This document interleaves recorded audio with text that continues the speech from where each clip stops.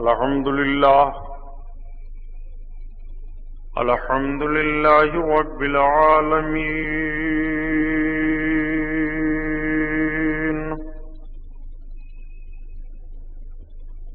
والصلاة والسلام على سيد المرسلين،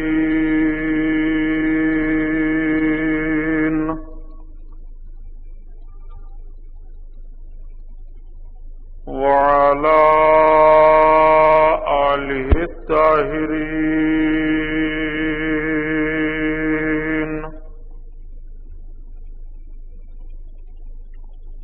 وأصحابه المطهرين،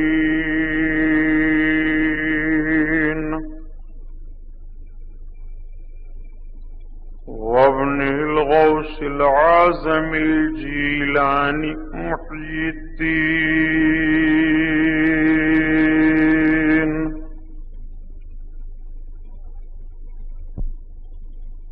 وأهل بيته أجمعين.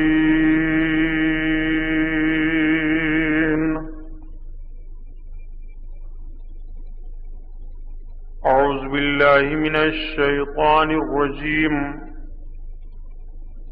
بسم الله الرحمن الرحيم.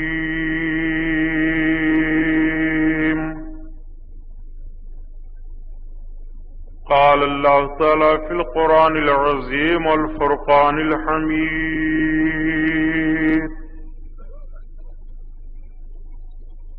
إن أكرمكم عند الله أتقاكم.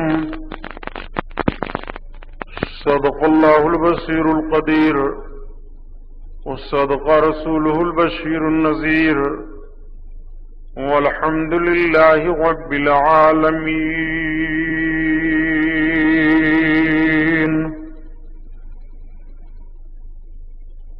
لائق صد احترام علماء اہل سنت، قابل قدر سامعین حضرات، آئیے ہم اور آپ سب سے پہلے اپنے اور ساری کائنات کے مرکز عقیدت حضور رحمت للعالمین، شفیع المذنبین، رسول گرامی وقار، محبوب پروردگار، دونوں عالم کے مالک و مختار حضور محمد الرسول اللہ صلی اللہ تعالی علیہ وسلم کے دربار پرانوار میں درود شریف کا نذرانہ پیش فرمائیں. پڑھیے بلند آواز سے: اللہم صلی علی سیدنا مولانا محمد معدن الجود والکرم وعلی آلہ وبارک وسلم صلاۃ و سلام علیک یا رسول اللہ صلی اللہ تعالی علیہ وسلم.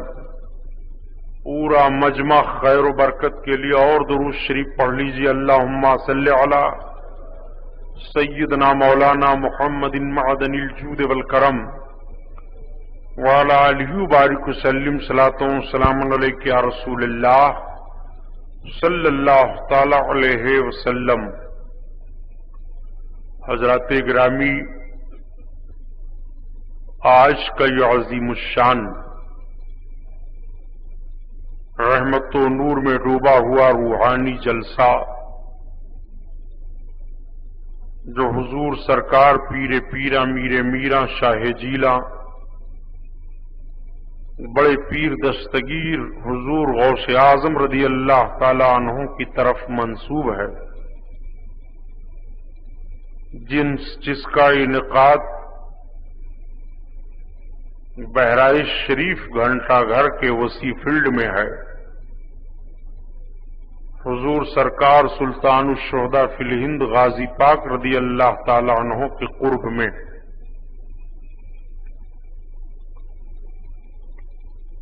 رب العزت اس محفل نور کو قبول فرمائے، ہمارے اور آپ کے لیے ذریعہ نجات بنائے. اس جلسہ کے کنوینر عالی جناب محترم دلدار صاحب اور ان کے جملہ دوست و احباب، ان کے دائیں بائیں چلنے والے ان کے سارے ارکان، مبارکباد کے لائق ہیں کہ ایسے پرفتن ماحول میں آقا صلی اللہ تعالی علیہ وسلم کے ذکر کی محفل کا انعقاد کر کے اپنی غلامی کا ثبوت پیش فرمایا۔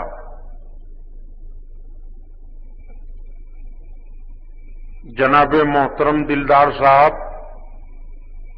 اور ان کے تمام ساتھیوں نے علماء اہل سنت کو دعوتیں پیش کی۔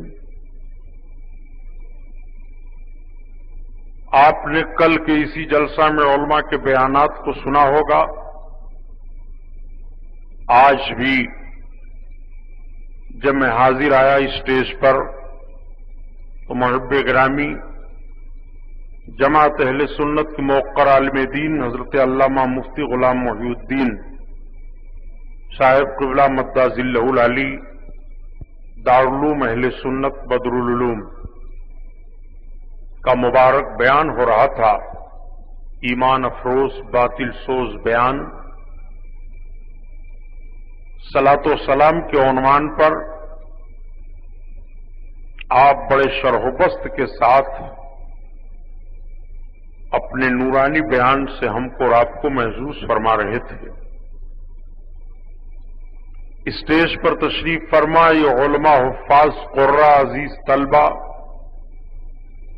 اور خصوصاً سند المدرسین،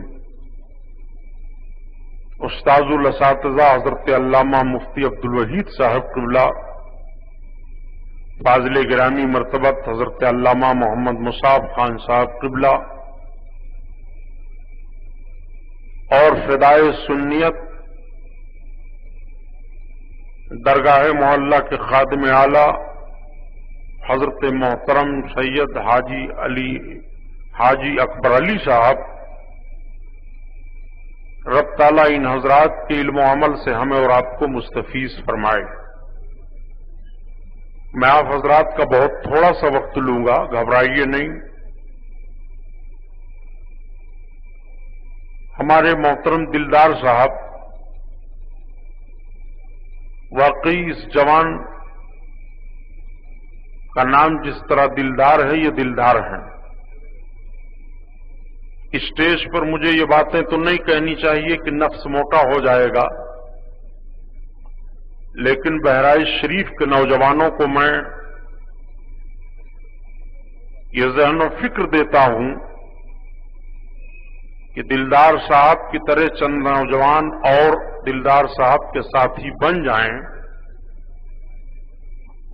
تو انشاءاللہ تعالی بہرائچ شریف کی سرزمین پر اہل سنت و جماعت کا کام بہت عظیم ڈھنگ سے ہوگا۔ علماء اہل سنت کی دعائیں ان لوگوں کے ساتھ ہوں گی۔ سرکار غازی پاک رضی اللہ تعالیٰ عنہ کے فیض و کرم کو یہ دارین میں پائیں گے الحمدللہ۔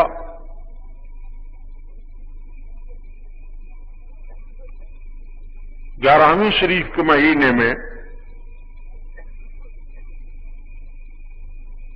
جناب دلدار صاحب نے یہ معمول بنا لیا کہ سرکار غوث اعظم کے نام کی طرف جلسے کی نسبت کرتے ہوئے اس مہینے میں جلسہ گھنٹہ گھر میں ہونا چاہیے۔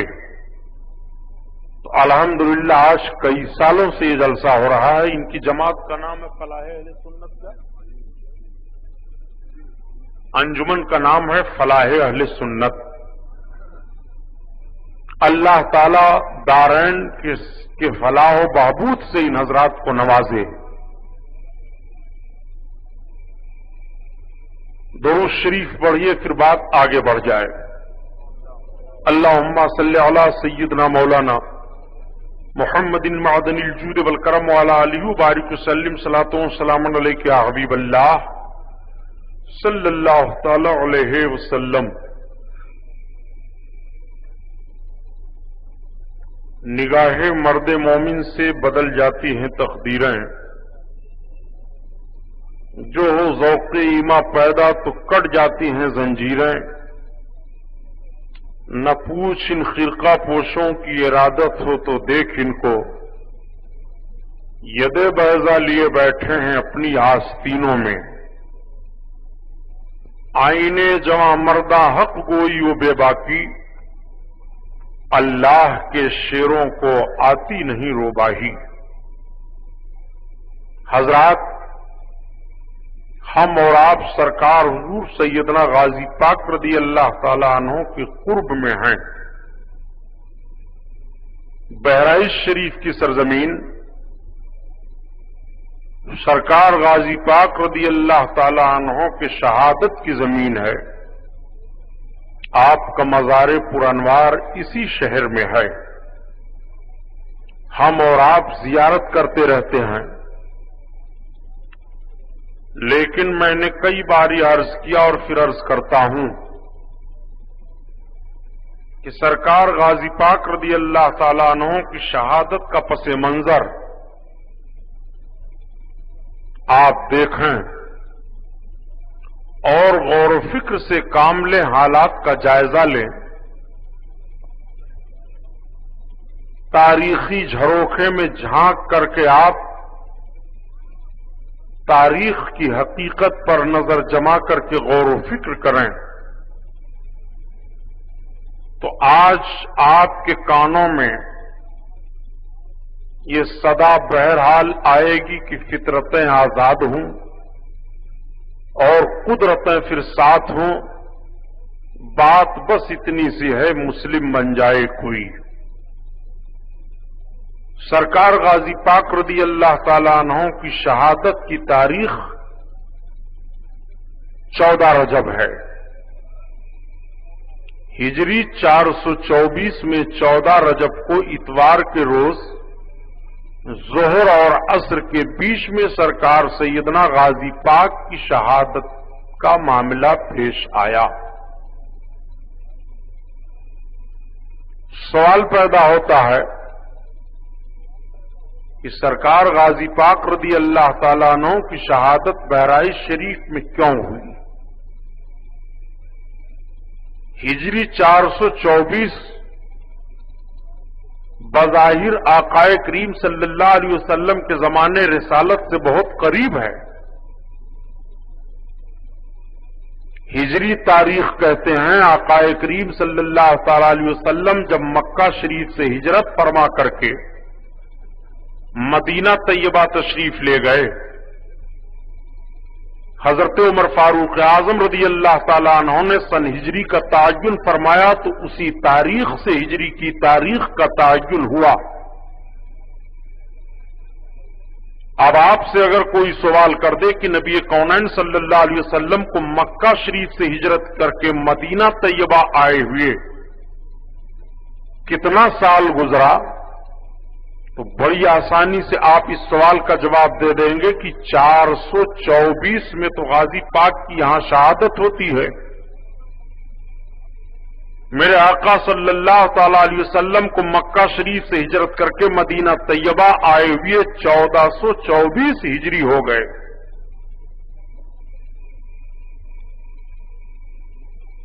उस वक्त से सन हिजरी का तायुन हुआ। इस एतबार से सरकार गाजी पाक की शहादत आप जोड़े तो कितने बरस हो गए आपको शहीद हुए। 1424 में से 424 निकालिए तो कितना बचा, जल्दी बोलो। 1000। सरकार गाजी पाक रदी अल्लाह ताला अन्हु को इस दुनिया से तशरीफ ले गए हुए शहादत का जाम पिए हुए 1000 बरस का अरसा गुजर गया। 1000 बरस में हिंदुस्तान की कितने तारीखें पलटी। भारत के नशेबो फराज को आप सामने रखें। 1000 बरस पहले के हालात को आप सामने रखें। 1000 बरस पहले इस हिंदुस्तान में तारीखी हालात का जायजा लेते हुए اپنے بزرگوں کے ماحول کو بھی دیکھتے ہوئے آپ اندازہ لگائیں. سرکار غازی پاک رضی اللہ تعالیٰ عنہ کے ماموں حضرت محمود غزنوی رضی اللہ تعالیٰ عنہ کہ پیر مرشد حضرت ابو الحسن خرقانی ہیں. اس دور کے یہ بزرگان دین ہیں. حضرت ابو الحسن خرقانی رضی اللہ تعالیٰ عنہ بڑے عظیم الشان بزرگ ہیں، لیکن یہ مسلکن حنفی تھے. حضرت ابو الحسن خرقانی رحمت اللہ تعالی علیہ مسلکن حنفی تھے. حضرت امام اعظم ابو حنیفہ کے مقلد تھے. حضرت محمود غزنوی رضی اللہ تعالیٰ عنہ بھی حضرت امام اعظم ابو حنیفہ کے مقلد تھے. اب یہیں سے بات ثابت ہو گئی کہ سرکار غازی پاک رضی اللہ تعالیٰ عنہ حضرت امام اعظم ابو حنیفہ رحمت اللہ تعالیٰ علیہ کے مقلد تھے، حنفی تھے. جو بات میں آج آپ کے سامنے رکھ رہا ہوں ذمہ داری کے ساتھ، اس پر غور فرمائیے. تقریریں تو آپ حضرات بہت سنتے رہتے ہیں، ذرا غور کیجئے کہ حضرت غازی پاک رضی اللہ تعالی عنہ حنفی تھے، حضرت امام اعظم ابو حنیفہ کے مقلد تھے. سرکار غازی پاک رضی اللہ تعالیٰ عنہ کی پیدائش ہندوستان ہی میں ہوئی ہے. ہندوستان میں اجمیر شریف کی سرزمین پر آپ کی ولادت بسعادت ہوئی. آپ کی والد محترمہ کا نام بھی آپ حضرات جانتے ہیں، ستر معلہ ہے. آپ کے والد گرامی کا مزار شریف بارہ بنکی سترک چوراہے کے پورب جانب ہے. آپ کے والد گرامی کا نام حضرت محمد سالار ساہو ہے. آپ کئی جنگوں میں فتح حاصل کر کے آئے. فوج کے سپہ سالار تھے حضرت محمود غزنوی کے. حضرت محمود غزنوی نے آپ کے تقوی، طہارت، تقدس اور فتح و کامرانی بہادری کو ملاحظہ فرمایا تو اپنی بہن حضرت ستر معلہ کا نکاح آپ کے ساتھ کر دیا. سرکار غازی پاک رضی اللہ تعالیٰ عنہ کی ولادت بسعادت ہوئی تو بہت خوشیاں منائی گئیں. مورخوں نے یہاں تک تحریر کیا ہے کہ جب حضرت محمود غزنوی کو پتا چلا تو آپ 9 دسترخوان مٹھائیاں منگا کر کے اور اس کو لوگوں میں تقسیم کرواتے ہیں. سرکار غازی پاک کے والد گرامی نے بہت خیرات کیا. والدہ نے غریبوں اور فقیروں کو بہت خیرات کیا. کپڑے پہنائے، مٹھائیاں کھلائی گئیں، کھانے کا انتظام کیا گیا، خیرات تقسیم کی گئی، داد و دہش کا بہت دروازہ کھولا گیا. اس طرح سے سرکار غازی پاک کی ولادت پاک پر خوشی کا معاملہ سامنے آیا. بڑے لاڈ و پیار میں حضرت غازی پاک کی پرورش ہوتی ہے. سرکار غازی پاک ایسی منزل میں آئے کہ زمین پر چل رہے ہیں. زبان بڑی صاف ستھری ہے. اتالیق مقرر کر دیے جاتے ہیں، اساتذہ متعین کر دیے گئے تاکہ علم دین آپ کو دیا جائے. 7 برس کی عمر شریف ہوتے ہوتے سرکار غازی پاک علم دین بھی حاصل کر لیتے ہیں اور اس کے ساتھ ساتھ فن سپاہگری آپ حاصل کرنا شروع کر دیتے ہیں. فن سپاہگری میں جیسے گھوڑے پر تیز رفتار میں گھوڑا ہو، دوڑ کر کے چڑھنا، گھوڑے پر چڑھ کر کے دشمن کے مقابلے میں تلوار کیسے چلائی جاتی ہے یہ ہنر، تیر کیسے مارا جاتا ہے یہ ہنر، ہاتھ میں ڈھال لے کر کے دشمن کے تیر کو کیسے روکا جاتا ہے یہ ہنر، دشمن سامنے آ رہا اس کے سامنے مقابلہ کرنے کا طریقہ کون سا ہونا چاہیے یہ ہنر، یہ ساری باتیں سرکار غازی پاک کی عمر شریف جب 12 برس کی ہوتی ہے تو آپ مہارت حاصل کر لیتے ہیں۔ سرکار غازی پاک رضی اللہ تعالی عنہ کو فوج کی کمانڈری دے دی گئی۔ سرکار غازی پاک فوج کے کمانڈر ہو گئے۔ کئی معاملوں میں آپ نے مرحلے کو سر کیا، فتح و کامرانی سے ہمکنار ہوئے، معمول پیشانی کا بوسہ لے لیا، لیکن ہر دور میں ہنرمندوں اور اچھوں کے حاسد رہے ہیں۔ ہر دور میں باکمال لوگوں کے ساتھ حسد کا معاملہ پیش آیا ہے، اور ہر باکمال باہنر کے پیچھے دشمنوں کی الغار ہو جاتی ہے۔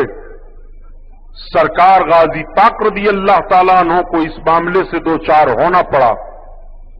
دنیا کا کوئی ایسا فرد آپ لے لیں جس کے اندر کوئی ہنر ہو اس کے مخالف نہ ہو، جس کے اندر کوئی کامیابی ہو اس کے مخالف نہ ہو، جس کے اندر کوئی جوہر پایا جاتا ہو اس کے مخالف نہ ہو۔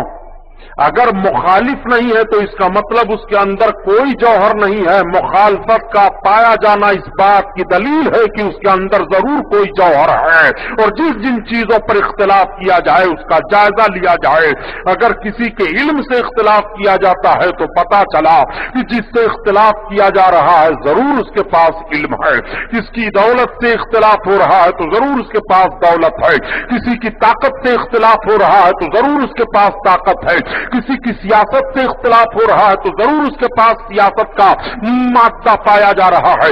کسی کے اقتدار سے حسد کیا جا رہا ہے تو ضرور اقتدار کا جوہر اس کے اندر پایا جا رہا ہے۔ بہرحال جن چیزوں سے اختلاف کیا جائے پتہ یہ چلا کہ جس سے اختلاف کیا جا رہا ہے اس کے اندر یہ چیزیں چاہے کم پائی جائیں چاہے زیادہ پائی جائیں پائی جا رہی ہیں، اور جس کے اندر کوئی جوہر نہ ہو اس کا اختلاف کون کرے گا؟ سرکار غازی پاک رضی اللہ تعالیٰ عنہ سے بھی مخالف تھے لوگ۔ کیوں مخالف تھے؟ غزنی سلطنت کا تاجدار حضرت محمود غزنوی اپنے بھانجے کو بہت چاہ رہے ہیں، اتنی عزت دیتے ہیں کہ مسعود دربار میں آ گئے تو ماموں کھڑے ہو جا رہے ہیں۔ سلطنت کے تعلق سے کچھ مشورہ لیا جا رہا ہے تو مسعود کا مشورہ لیا جا رہا ہے۔ فوجوں کو بھیجنے کا معاملہ سامنے آ رہا ہے تو سرکار غازی پاک سے بغیر مشورہ لیے ہوئے فوجیں بھیجی نہیں جا رہی ہیں۔ سرکار غازی پاک سے ہر قدم پر مشورہ لیا جا رہا ہے۔ محمود غزنوی کو سب سے زیادہ دقت پیش آئی تھی کس معاملے میں معلوم ہے؟ سب سے زیادہ دقت ہندوستان کے تعلق سے پیش آئی تھی۔ جس محمود غزنوی پر الزام لگایا جاتا ہے کہ حضرت محمود غزنوی نے بھارت کو لوٹ لیا تھا اور بھارت کی ساری دولت کو محمود غزنوی لے کر کے چلے گئے تھے، میں عرض کرتا ہوں غلط ہے، جملہ بدلو، تاریخ کا جنازہ نہ نکالو۔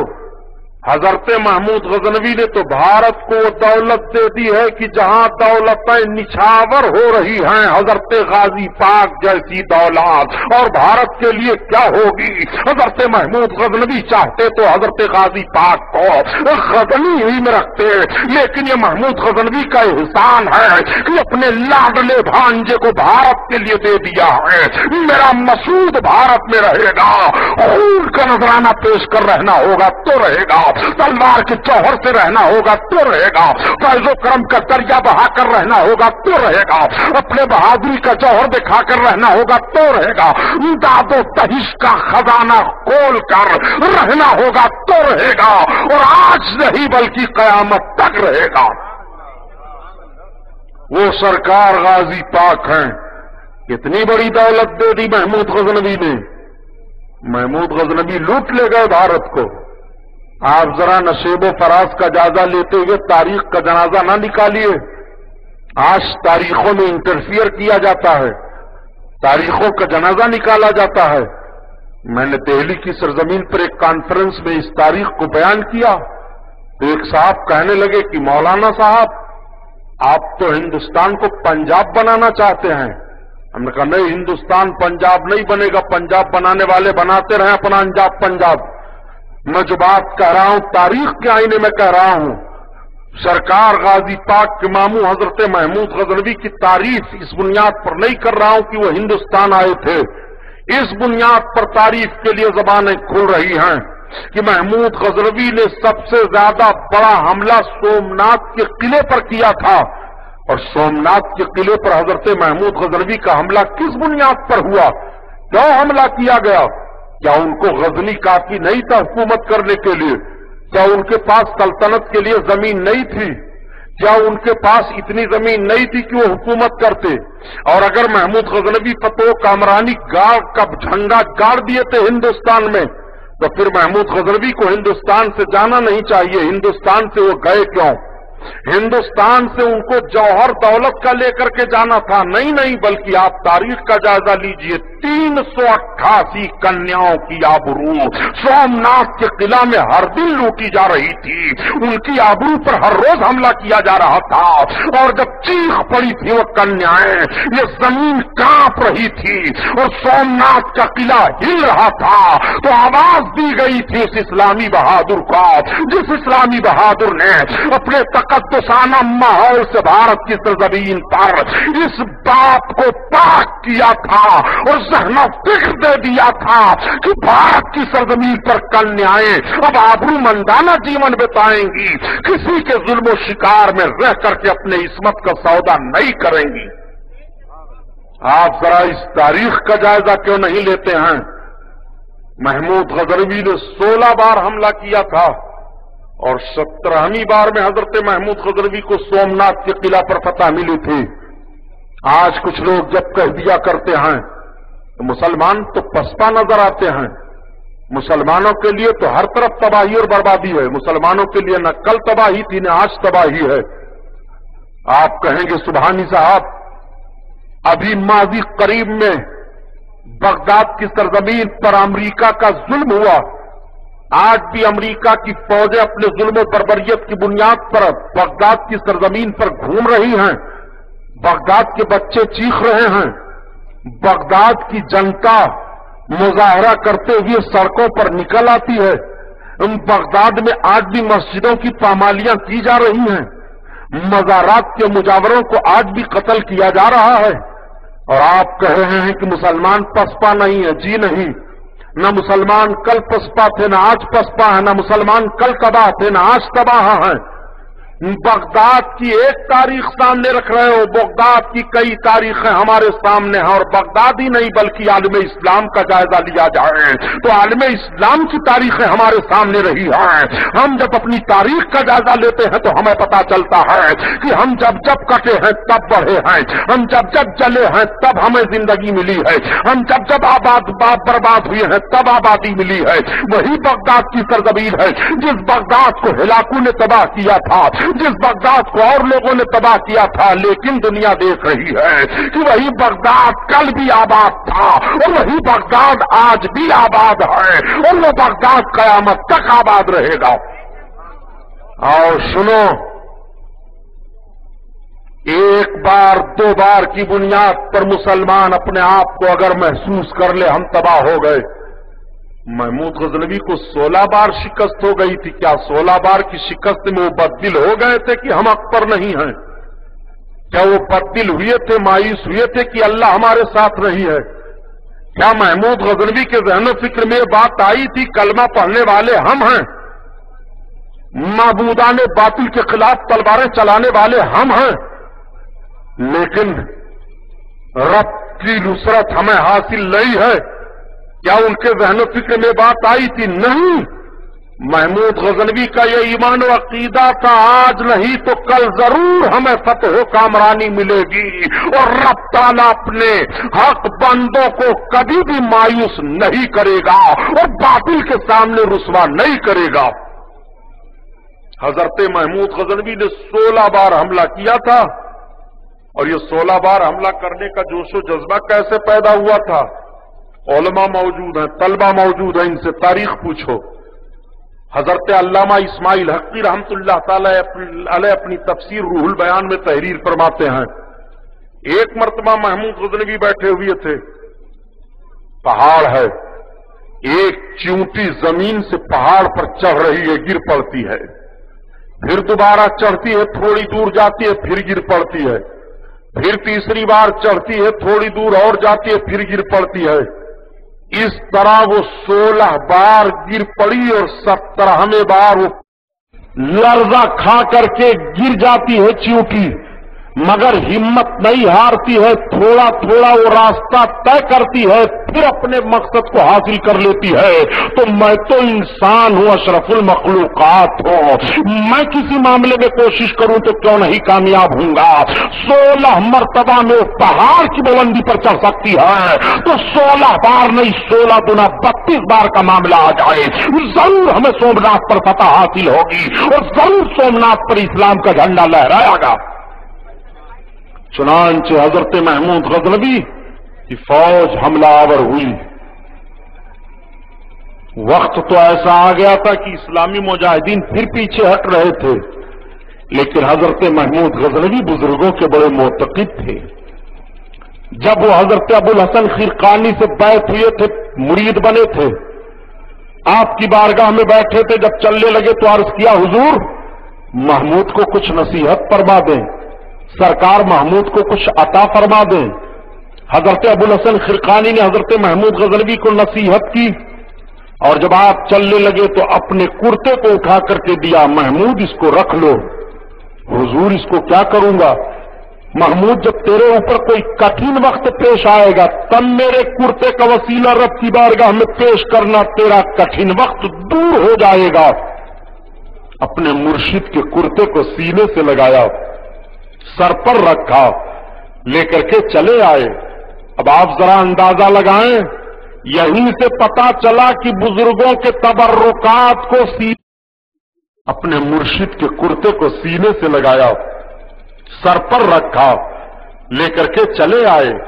اب آپ ذرا اندازہ لگائیں، یہیں سے پتا چلا کہ بزرگوں کے تبرکات کو سینے سے لگانا، اپنے سر پر رکھنا اور برکت کے لیے رکھنا یہ آج کا طریقہ نہیں ہے، بریلی کے اعلیٰ حضرت نے نہیں ایجاد کیا ہے، بلکہ بہت پہلے کا طریقہ ہے، جب اعلیٰ حضرت کا وجود بھی دنیا میں نہیں ہوا تھا۔ یہ 400 ہجری کا معاملہ سامنے رکھا جا رہا ہے، 350 برس ہجری کا معاملہ سامنے رکھا جا رہا ہے۔ آج الزام لگا رہے ہو کہ عرسوں کو امام احمد رضا خان نے دیا ہے، بزرگوں کے مزارات پر جانا بریلی کے اعلیٰ حضرت نے دے دیا ہے، چادروں کا چڑھانا اعلیٰ حضرت نے دے دیا ہے۔ نجد کی بدماش اولادوں میں تم سے پوچھنا چاہتا ہوں، محمود غزنوی نے اپنے پیر مرشد حضرت ابو الحسن خرقانی کا کرتا لیا کہ نہیں لیا؟ اٹھا تاریخ پڑھ، تاریخ کا خون مت کر۔ جو قومیں اپنے تاریخ سے ناواقف ہوتی ہیں برباد کر دی جاتی ہیں، جن قوموں کو اپنی تاریخ کا علم نہیں ہوتا انہیں اپنے نشیب فراز کا کوئی علم نہیں ہوتا ہے۔ یہیں سے پتا چلا کہ حضرت محمود غزنوی اپنے مرشد گرامی کے کرتے کو لے رہے ہیں، لے کر کے آئے اور ساتھ رکھ رہے ہیں۔ جب سومناتھ کے قلعے پر فوج کا معاملہ پیش آیا، فوج پیچھے ہٹنے لگی، مجاہدین کے قدم میں پھر لغزش آ گئی، ان کی ہمت پست ہو گئی۔ محمود غزنوی نے وضو کیا، 2 رکعت نماز ادا کی، نماز ادا کرنے کے بعد اپنے ہاتھ میں وہ اپنے مرشد کا کرتا لیا، آنکھیں بھیگ گئیں۔ پروردگار یہ تیرے مقبول بندے حضرت ابو الحسن خرقانی کا کرتا ہے، پروردگار اگر یہ چند تیرے بندے آج سومناتھ کے قلعہ پر اسلامی جھنڈا نہ لہرا سکے، میرا مولا بھارت کی سرزمین پر کفر بلند رہے گا، کفر کھلکھلا کر ہنستا رہے گا۔ پروردگار میری نیت تو جانتا ہے، مولا مجھے فتح عطا فرما دے۔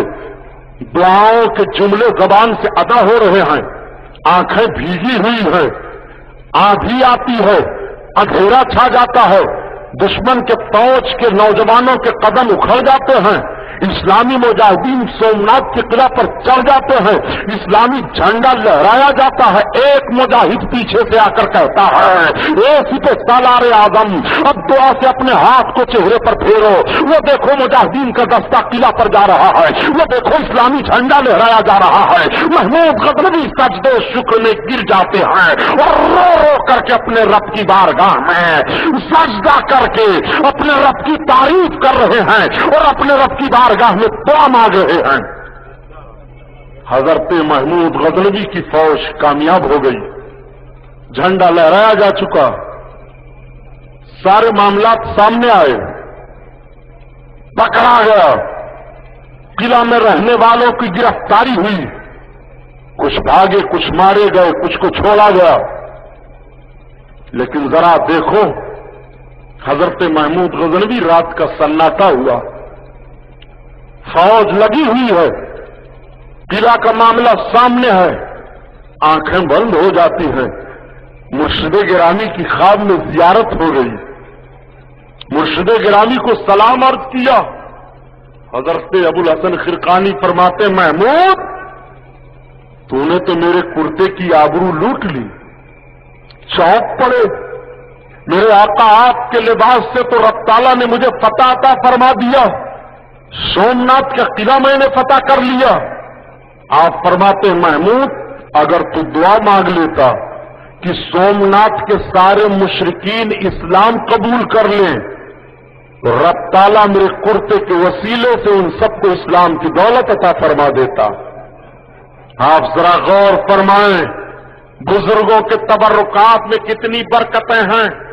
بہرحال قلعہ کا معاملے سامنے آیا، جب سومناتھ کا قلعہ فتح ہوا تو آپ کو معلوم ہے جس بہرائچ کی سرزمین پر آج کفر کھلکھلا کر کے ہنس رہا ہے، سرکار غازی پاک رضی اللہ تعالیٰ عنہ بھی سومناتھ کی فتح میں شریک تھے۔ سرکار غازی پاک رضی اللہ تعالیٰ عنہ برابر کے شریک تھے، بلکہ فوج کے ایک حصہ کی کمانڈری کر رہے تھے۔ اور مورخین جب تحقیق کر کے بتاتے ہیں تو یہ بتاتے ہیں کہ داہنی جانب سے سومناتھ کے قلعہ پر فوج کا جو دستہ وہ داخل ہوا تھا، اس کی قیادت حضرت سیدنا محمود غزنوی کے بھانجے حضرت مسعود غازی کر رہے تھے اور یہ قلعہ کے اوپر چڑھ رہے تھے۔ انہوں نے داہنی طرف سے سومناتھ کے قلعے پر حملہ کیا تھا۔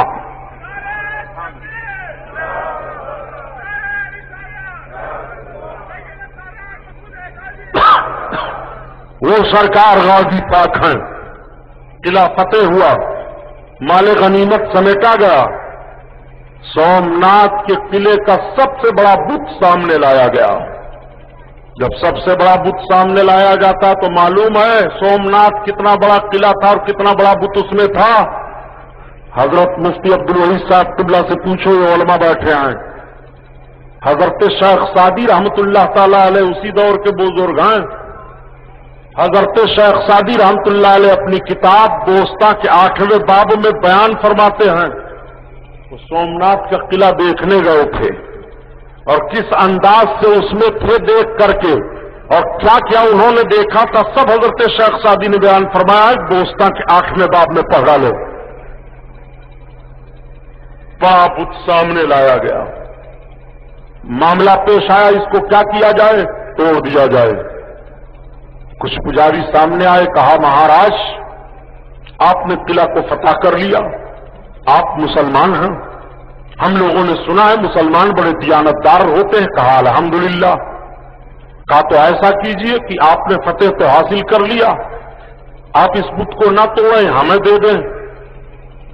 حضرت محمود غزنوی نے فرمایا میں مشورہ کر لوں۔ کچھ لوگوں سے مشورہ کیا گیا تو ایسے مشورہ دینے والے تھے کہ سلطان جب یہ لوگ اس بت کے عوض میں تمام ہیرے جواہرات سونے چاندی دینے کے لیے تیار ہیں تو دے دیجئے ان کو بت۔ حضرت محمود غزنوی نے کہا ٹھہرو، میں مسعود کو بلاتا ہوں۔ حضرت مسعود غازی رضی اللہ تعالیٰ عنہ کو آپ نے اپنے خیمے میں بلایا۔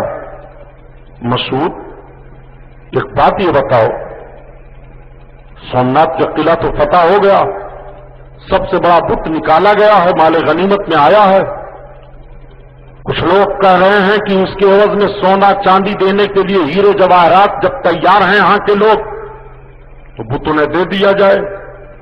آپ کیا کہتے ہو, بت دے دیا جائے کہ توڑ دیا جائے؟ تو سرکار غازی پاک کا جملہ ملاحظہ فرمائیے. یہی وہ سرکار غازی پاک ہیں جس غازی پاک کے تعلق سے بھارت کی حکومت بھی نگاہ گڑاتی رہتی ہے.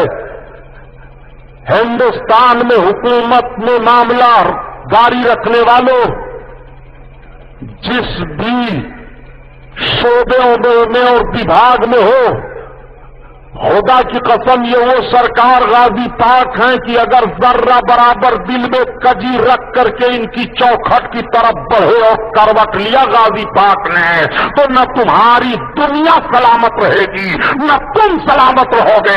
یہ وہ سرکار غازی پاک کا روضہ ہے. بابری مسجد کا معاملہ نہیں ہے. مسجدیں تو بہت بھارت میں شہید کی گئی ہیں, تعمیر کی گئی ہیں. یہ غازی پاک کا روضہ ہے. روضہ بیت اللہ اور ولی اللہ میں بڑا فرق ہوتا ہے. علماء موجود ہیں, ان سے پوچھو. بیت اللہ سے الجھنے والوں کو تو مہلت دے دی گئی ہے. من جانب اللہ بیت اللہ تباہ کرنے والے تو فرصت میں رہے ہیں کچھ روز تک کے لیے, یہ تاریخ رہی ہے. لیکن ولی اللہ سے ٹکرانے والا منٹ بھر بھی سلامت نہیں رکھا گیا ہے. یہ بھی تاریخ رہی ہے. خانہ کعبہ میں 360 بت رہے, انہیں فرصت ملتی رہی, لیکن وہی نمرود حضرت ابراہیم علیہ السلام سے ٹکرایا ہے, برباد کر دیا گیا. فرعون ٹکرایا حضرت موسیٰ سے, برباد کر دیا گیا. اور جب کفاران مکہ رب کے محبوب سے ٹکرا رہے ہیں تو برباد کر دیے جا رہے ہیں, اور بیت اللہ بھی کو صاف کر دیا جا رہا ہے. بیت اللہ کا معاملہ الگ ہوتا ہے, ولی اللہ کا معاملہ الگ ہوتا ہے. اس بات کو ذہن میں رکھنا. مسلمان کو مار ڈالو گے یہ تمہارے اندر جوہر ہے, لیکن مسلمانوں میں جو ولی اللہ ہیں ان سے نگاہیں ملانے کے لیے تمہیں سوچنا پڑے گا. بہت ذمہ داری کے ساتھ بول رہا ہوں. تاریخ کا یہ ورق اس لیے سامنے رکھ رہا ہوں کہ آئے دن اخباروں میں بہرائچ غازی پاک کے تعلق سے باتیں پڑھنے کو ملتی ہیں. وشو ہندو پریشد, بجرنگ دل اور یس کے گندا ذہن فکر رکھنے والے لوگ جو ملک میں صرف فرقہ وارانہ فساد کا ماحول برپا کرنا چاہتے ہیں.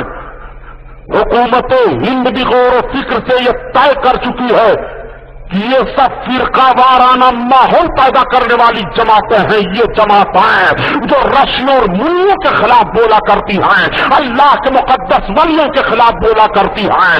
جب یہ ولی اللہ کے وہی خواہ نہیں ہو رہے ہیں, ان کے معتقد نہیں ہو رہے ہیں, تو ہندوستان کے یہ فلاح و بہبود کے لیے کبھی بھی اپنے قدم کو آگے نہیں بڑھا سکتے ہیں. سنو, یہ دینی جلسہ ہے. تاریخ کا جھروکھا اس لیے آپ کے سامنے کر رہا ہوں کہ جھانک کر کے دیکھو. حضرت محمود غزنوی نے کتنا اچھا جملہ ارشاد فرمایا. بیٹا مسعود, میں تم سے رائے لے رہا ہوں. مامو جان کے سامنے آپ عرض کرتے, مامو جان آپ کو اختیار ہے, آپ سلطان ہو, حکومت آپ کی ہے, فوج آپ کی ہے, یہ سارے لشکری آپ کے ہیں, آپ جو فیصلہ کر دیں ہم بسر و چشم قبول کرنے کے لیے تیار ہیں. لیکن آپ کے بعد تاریخ مرتب کی جائے گی. انسان مر جاتا ہے, تاریخ زندہ رہتی ہے. قومیں مر جاتی ہیں, تاریخ زندہ رہتی ہے. حالات ختم ہو جاتے ہیں, تاریخ زندہ رہتی ہے. ماحول ختم ہو جاتا ہے, تاریخ زندہ رہتی ہے. آبادیاں ختم ہو جاتی ہیں, تاریخ زندہ رہتی ہے. شہر کے شہر تباہ ہو جاتے ہیں, تاریخ زندہ رہتی ہے. مامو جان, جب تاریخ مرتب ہوگی تو آپ کی 2 تاریخ مرتب ہوگی. اگر آپ نے ہیرے جواہر سونے چاندی کے عوض میں اس بت کو چھوڑ دیا تو تاریخ مرتب کی جائے گی. محمود غزنوی ہندوستان میں بت فروش آیا تھا, اور اگر آپ نے اسے توڑ دیا تو تاریخ مرتب کی جائے گی کہ محمود غزنوی ہندوستان میں بت شکن آیا تھا. یہ بت شکن بننا چاہتے ہو تو آپ کو اختیار ہے, اور بت فروش بننا چاہتے ہو تو آپ کو اختیار ہے. اتنا سننا تھا کہ حضرت محمود غزنوی اپنی تلوار کو فضا میں لہرایا اور لہراتے ہوئے مارا بت کی گردن پر, بت ٹوٹ پڑا اور فرمایا مسعود, محمود دنیا سے بت شکن بن کر کے جانا چاہتا ہے, بت فروش بن کر کے نہیں جانا چاہتا ہے. آپ ذرا تاریخ کو سامنے رکھیں,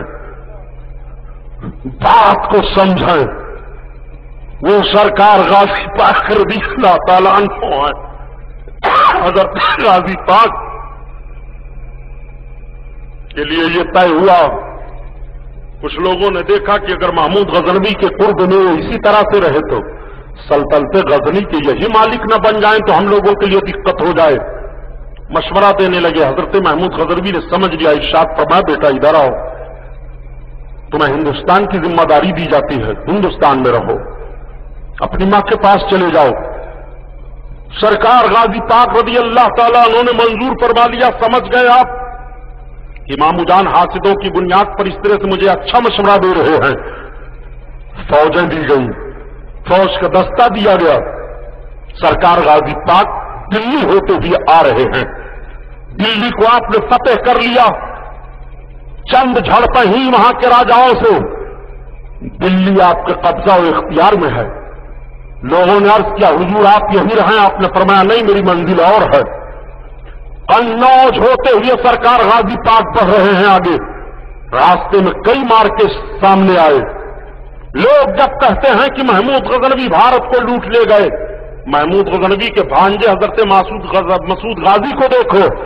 قنوج سے چلتے ہوئے جب آپ راستے میں پاؤں ڈالتے ہیں, لشکریوں نے کہا حضور ہمارے پاس کھانے پینے کا سامان کچھ گھٹ رہا ہے. آپ نے فرمایا سامنے آبادی ہے, آبادی سے اگر ایک نمک کا کنکڑ بھی لانا تو اس کی قیمت دے کر کے لانا. آبادی والوں کو جب پتا چلا کہ محمود غزنوی کے بھانجے مسعود غازی کی فوج جا رہی ہے, حکمراں طبقہ کے لوگ ہیں, فتح کامرانی نہیں مل چکی ہے, تو ڈر گئے کہ فتح پانے کے بعد آبادیاں جلا دی جاتی ہیں, لوگوں کو قتل کیا جاتا ہے. لیکن جب انہوں نے یہ سنا کہ عام معافی کا اعلان کر دیا گیا ہے, جس کے گھر کا چراغ جل رہا ہے جلتا رہے گا, جس کا دروازہ کھلا ہے کھلا رہے گا, جو آتا جاتا ہے آتا جاتا رہے گا, کسی پر کوئی تلوار نہیں اٹھا سکتا ہے, کسی بوڑھے کو قتل نہیں کر سکتا ہے, کسی جوان کے سامنے نگاہ نہیں ملا سکتا ہے, کسی کی بہو بیٹی کو دیکھ نہیں سکتا ہے, ساری پابندیاں لگی ہوئی ہیں, تو آبادی کے لوگ نذرانے کے طور پر کھانے پینے کی چیزیں لا رہے ہیں. سرکار غازی پاک نے ارشاد فرمایا کہ رفت کا سامان جو رکھ رہا ہے اس سے کہہ دو ان سارے سامانوں کا جائزہ لے کر کے اس کی قیمت ادا کر دی جائے.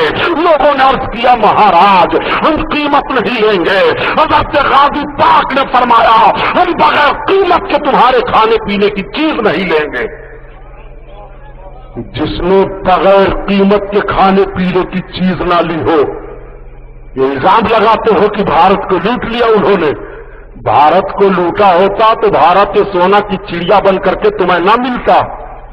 بھارت کو لوٹا ہوتا تو آج تم بھارت میں اتنے آزادی کے ساتھ نہ رہتے. بھارت کو سونے کا چڑیا انہی بزرگوں نے بنایا ہے. بھارت کے ماتھے کے سیدور کو انہی بزرگوں نے سنبھالا ہے. بھارت کی آبرو کو اپنے خون کو دے کر کے انہی بزرگوں نے بچایا ہے. ہماری داستان تک بھی نہ ہوگی داستانوں میں. ہم بڑے مجرم دکھائی دے رہے ہیں, ہم وطن کے وفادار نہیں ہیں.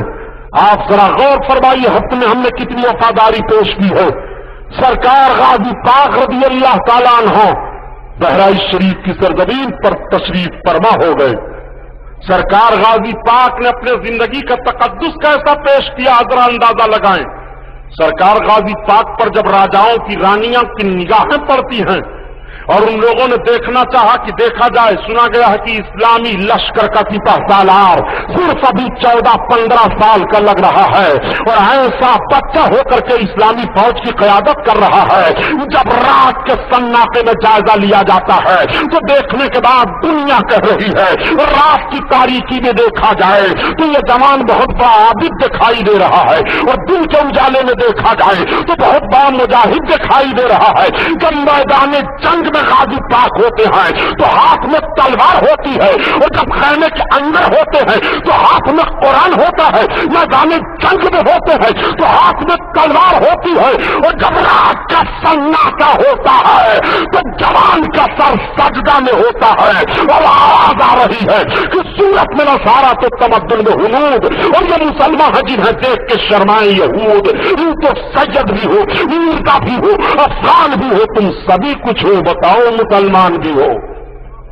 वो सरकार गाजी पाक है, दिन के उजाले में मैदान में देखो तो मुजाहिद आजम है, रात के सन्नाटे में देखो तो आबिद आजम है। सरकार गाजी पाक को कहां कहां देखोगे, सजदा है तो बेमिसाल है, कुरान की तिलावत है तो बेमिसाल है, तकवा और तहारत है तो बेमिसाल है। इस्लाम के खातिर मैदान कारजार में जब आंखों से आंसू बह रहे हैं तो आंसू का बहना बेमिसाल है, इसीलिए आंसू बहाया था, इसीलिए अपने खून की कुर्बानी पेश की थी, इसीलिए बहराइच की सरजमीन पर मैदान में लोहे की कीलों पर चल करके अपने जिस्म को जमीन पर रखा था कि आज कुफ्र मुस्कुराए, आज गुनाह मुस्कुराए, आज गुनाह के माहौल में गाजी पाक की आबरू लूटी जाए। मैं आपसे कहता हूं सिर्फ इतना ही आपको मिला था कि मुस्तफा जाने रहमत पे लाखों सलाम पढ़ना अल्लाह ताला ने कुरान में फरमाया है, क्या वही पढ़ा जाए? इसी एतराज को करने के लिए आपका ज़हन फिक्र था। काश आप सहारा अखबार में दे देते कि बुजुर्गाने दीन की कब्रों की पामाली न की जाए। गाजी पाक के तमाम शहीद साथियों की कब्रें हैं, उन शहीद साथियों की कब्रों पर रक्शो शुरूत की महफिल न मुनाकिद की जाए, सर्कस और नाच की महफिलें न लगाई जाए। आपकी जबान इसमें क्यों नहीं खुलती है? आप इसके लिए क्यों नहीं लखनऊ असेंबली या दिल्ली पार्लियामेंट में एहतजाज करते हैं? आप इसके लिए क्यों नहीं बोलते हैं? आप जो काम नाजायज है उसके लिए क्यों नहीं बोलते हो? सलाम पर चीख क्यों रहे हो? अरे मुस्तफा जाने रहमत पे लाखों सलाम। अरे नादान, आला हजरत का सलाम न पढ़ तुझे कोई पढ़ना है, किसी का भी सलाम पढ़ता रहा। सलाम दर्द के बहुत सारे सेगे हैं, उन सेगों को पढ़ता रहा। कोई जरूरी नहीं है कि मुस्तफा जाने रहमत पे लाखों सलाम ही पढ़ा। सरकार गाजी पाक रज़ी अल्लाह ताला अन्हु की शहादत का मामला पेश आया। मोर्रखीन का तबका इस जानिब जाता है कि करीब 6 बरस तक सरकार गाजी पाक ने जंग की है। 6 बरस जंग का सामना आपका रहा। 12 बरस की मुद्दत में फौज की सिपह सालारी मिलती है, 6 बरस जंग की मुद्दत है, 12 6 जल्दी बोलो। 18 बरस से उम्र आपकी थोड़ी सी आगे बढ़ी थी। उलमा से पूछिए तो शहादत का मामला सामने पेश आया। 18 बरस के सरकार गाजी पाक हैं, फौज हाथ में है, सारा मामला है, धोखा दिया। ये पेशकश है रजा एंटरप्राइजेस की। हमारा पता है रजा एंटरप्राइजेस, दुकान नंबर 3, छोटा सोनापुर, नज़द अकबर पीर भाई कॉलेज, मौलाना शौकत अली रोड, मुंबई नंबर 8।